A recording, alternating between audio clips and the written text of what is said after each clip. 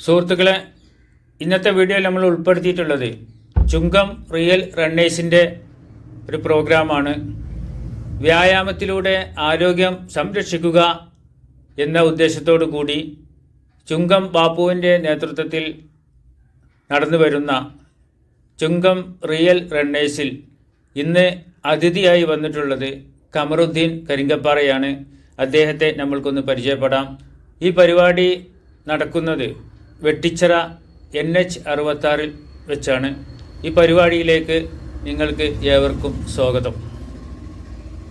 അടുത്ത സ്റ്റെപ്പിലേക്ക് step up ചെയ്യുമ്പോഴാണ് കുറെ വളർച്ച ഉണ്ടാകും. അതേപോലെ നമ്മുടെ ബോഡി ഒരു എന്താണ് ഡെയിലി എക്സസൈസ്, എന്ത് ഡെയിലി കാര്യങ്ങൾ ചെയ്യുന്നു അതിനനുസരിച്ചാണ് നമ്മുടെ ബോഡി ഉണ്ടാവുക. ഒന്ന് സ്ട്രെച്ച് ചെയ്താൽ അതിപ്പോ ഈ നിൽക്കുന്ന പൊസിഷൻ നമ്മൾ പറയും കംഫർട്ട് സോൺ എന്ന് പറയാം.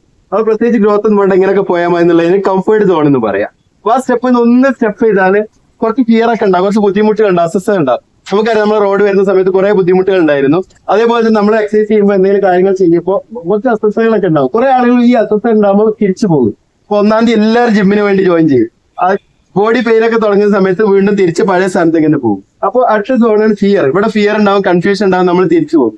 അതിനെ ചെയ്താൽ അടുത്ത സോണിന് പറഞ്ഞ പേരാണ് ലേണിംഗ്. പുതിയ കാര്യങ്ങൾ പഠിക്കും, നമ്മളെ ബോഡി അതിനനുസരിച്ച് മാറും. അടുത്ത സ്റ്റെപ്പിലേക്ക് നമ്മുടെ ശരീരം ബോഡിയും ഒക്കെ മാറും. അപ്പോൾ അടുത്ത് വീണ്ടും മൂവ് ചെയ്താലാണ് ഗ്രോത്ത് സോൺ എന്ന് പറയുന്നത്. ഇവിടെ എത്തിക്കഴിഞ്ഞാൽ നമുക്ക് ഐഡിയലായിട്ട് നന്നായിട്ട് എന്താണ് ആഗ്രഹിക്കുന്ന ആ സാധനം പെർഫോം ചെയ്യാൻ വേണ്ടിയിട്ട്. അപ്പോൾ നിങ്ങൾ സ്വന്തമായിട്ടും ചിന്തിച്ചു നോക്കുക, ഞാൻ നിൽക്കുന്നത് കംഫർട്ട് സോണിലാണ്. അത് എക്സസൈസിന്റെ കാര്യത്തിൽ മാത്രമല്ല, നിങ്ങളുടെ ബിസിനസിന്റെ കാര്യത്തിൽ. നിങ്ങളുടെ ബിസിനസ് കംഫർട്ടബിൾ എന്ന് പറഞ്ഞാൽ എല്ലാ ദിവസവും ഇങ്ങനെ പോകുന്നു. ഇപ്പൊ ഈ ഹോസ്പിറ്റല് മുൻപ് അവിടെ ഉണ്ടായിരുന്ന ചെറിയ ഹോസ്പിറ്റലാണ്, അവർ കംഫർട്ടിലായിരുന്നു. അപ്പൊ മാറിയിട്ട് അടുത്ത സ്റ്റെപ്പിലേക്ക് ഉണ്ട്. സ്റ്റെപ്പ് അപ്പ് ചെയ്യുമ്പോൾ കുറച്ചുകൂടി വലിയ രീതിയിൽ എക്സ്പാൻഡ് ചെയ്യാം. അതേപോലെ തന്നെ ഓരോ ബിസിനസ്സുകാരൊക്കെ നോക്കിയാൽ മതി. അപ്പോൾ നമ്മളെ റിലേഷൻ, നമ്മുടെ ബന്ധങ്ങൾ എങ്ങനെയാണോ, നമ്മളെ ഫാമിലി ആയിട്ടുള്ള ബന്ധം കംഫർട്ടിലാണോ എന്നുള്ളത് നോക്കുക. ഇങ്ങനെയൊക്കെ പോയാൽ മതി എന്നുള്ള രീതിയാണ് നോക്കുക. കുറച്ച് സ്റ്റെപ്പ് അപ്പ് ചെയ്യാൻ വേണ്ടി നോക്കുക. നമ്മളെ ബിസിനസ്സോ ജോലിയോ നമ്മളെ കഴിവോ, നമ്മൾ ലാംഗ്വേജ് ഇപ്പൊ മലയാളം മാത്രമേ അറിയുള്ളൂ. അടുത്ത സോണിലേക്ക് പോകണമെന്നുണ്ടെങ്കിൽ ജസ്റ്റ് ഹിന്ദിയും കൂടെ ഒന്ന് പഠിച്ചു നോക്കുക, അല്ലെങ്കിൽ അറബി പഠിച്ചു നോക്കുക, അല്ലെങ്കിൽ ഇംഗ്ലീഷ് പഠിച്ചു നോക്കുക, എന്തെങ്കിലും. അപ്പോൾ ഏത് സോണിൽ ഇപ്പൊ നിൽക്കുന്നത് ഇതിൽ കംഫർട്ട് എന്നാണ് പറയാം. പ്രത്യേകിച്ച് ഗ്രോത്ത് ഒന്നും ഉണ്ടാവില്ല. അടുത്ത ഫിയർ എന്നാണ് പറയുക, ചെറിയ ബുദ്ധിമുട്ടുകൾ, പ്രശ്നങ്ങൾ, അസ്വസ്ഥതൊക്കെ ഉണ്ടാവും. അടുത്ത ലേണിംഗ് എന്നാണ് പറയാം. നമ്മൾ ലേണിംഗ് ക്ലാസ് വണ്ടി ഓടിച്ച് പോകില്ലേ, വലിയ പ്രാക്ടീസ് ഒന്നും ഇല്ലാതായിരിക്കും പോകുന്നത്. പക്ഷെ അത് ഓടിക്കഴിഞ്ഞാൽ കുറച്ച് കഴിഞ്ഞാൽ അടുത്ത ഗ്രോത്ത് സോണിലെത്തും. അപ്പൊ നിങ്ങളുടെ ലൈഫിൽ ഇപ്പൊ നിങ്ങൾ നിൽക്കുന്നത് കംഫർട്ടിലാണോ, ഫിയറിലാണോ, ലേണിംഗിലാണോ, ഗ്രോത്തിലാണോ എന്നുള്ളത് നോക്കുക. അപ്പോൾ അടുത്ത സ്റ്റെപ്പിലേക്ക് മൂവ് ചെയ്യാൻ വേണ്ടിയിട്ട് ശ്രമിക്കുക. നമ്മളെ ബോഡിയും മൈൻഡും എന്താണോ നമ്മളെ ബിസിനസ്സോ എന്താണോ അത് ശ്രമിക്കുക. സോ അതാണ് ബ്രീഫായിട്ട് പറയാനുള്ളത്. ഒന്നുകൂടെ പറയാതെ ഇത് കഴിഞ്ഞാൽ നിങ്ങൾക്ക് ഞാൻ മാതൃഭൂമിയിൽ കോളമിസ്റ്റും കൂടെയാണ്. എന്റെ പേര് സെർച്ച് ചെയ്താൽ എനിക്ക് ആർട്ടിക്കിൾസ് കിട്ടും. കമറുദ്ദീൻ KP എന്നാണ് എന്റെ പേര്. KHAMARUDHEN.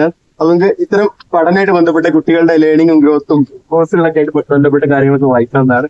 So thank you so much. വളരെ കുറച്ച് സമയം കൂടി നമ്മളെ ഓരോ എങ്ങനെ നമുക്ക് വളരെ ചെറിയ ഉദാഹരണം കാണിച്ച് ഞങ്ങൾ പഠിപ്പിച്ചു. വളരെ അഭിനന്ദനം അറിയിച്ചു.